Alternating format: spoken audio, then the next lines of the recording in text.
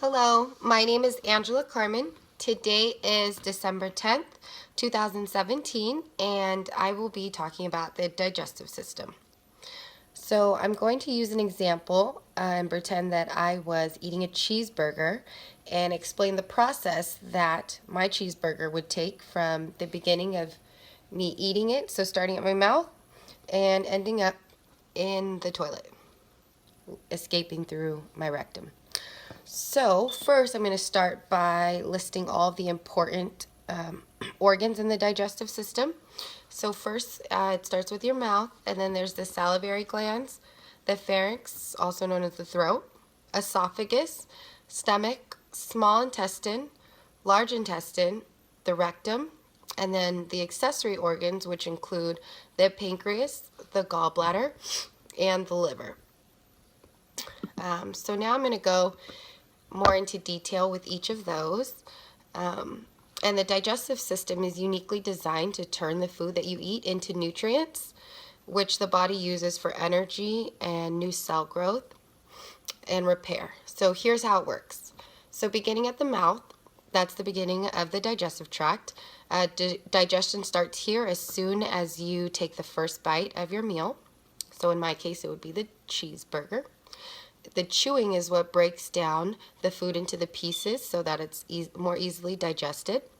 And the saliva is what mixes the food to begin the process of breaking it down into a form that your body can absorb and use.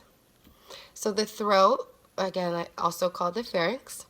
The throat is the next destination for your food when you've eaten, and the food travels to the esophagus from there, or also known as the swallowing tube.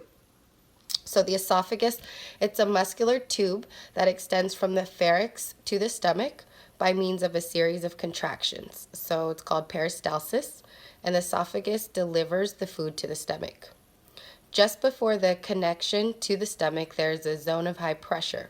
So that's called the lower esophageal sphincter, and that's a valve that's meant to keep food from passing backwards into the esophagus so that it's not coming back up, but just staying down. But some people, unfortunately, do have like acid reflux or things that don't go down as smooth, and they have to deal with those issues.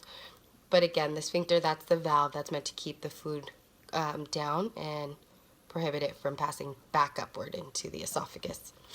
So then it reaches the stomach, and the stomach is a sac-like organ. It has strong muscular walls.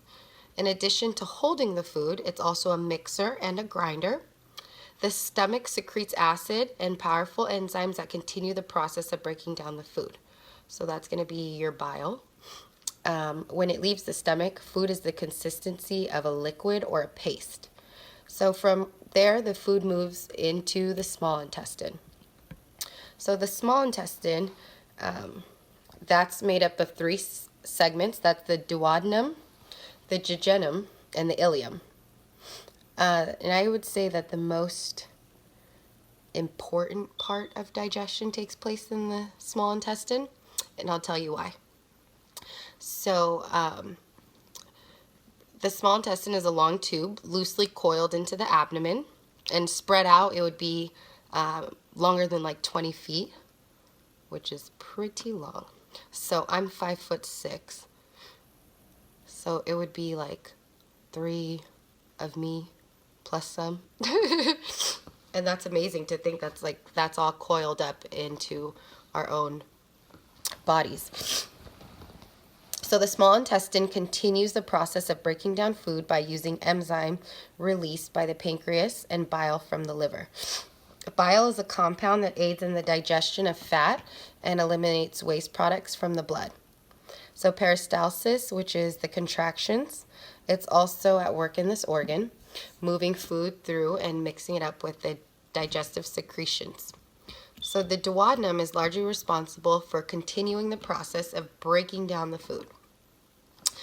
And then with the jejunum and ileum being mainly responsible for the absorption of the nutrients inside of the bloodstream.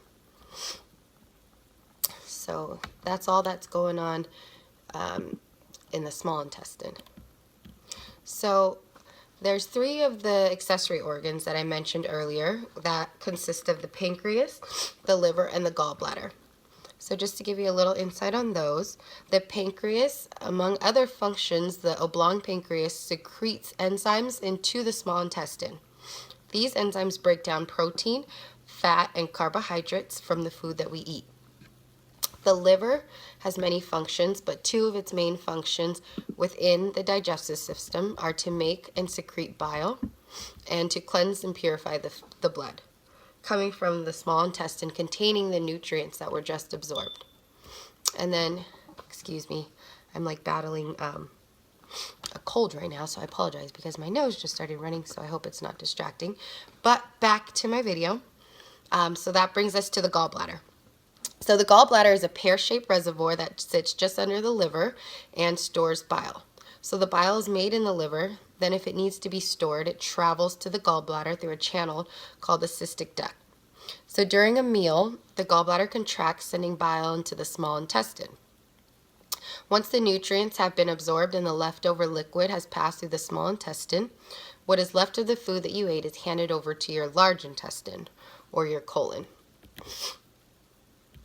So your colon, aka the large intestine, that's also going to be a tube-like structure that's coiled inside the body. This one's a lot smaller though. The colon is a 5 to 6 foot long muscular tube that contains the cecum, and that's the first part of the large intestine into the rectum, the last part of the large intestine.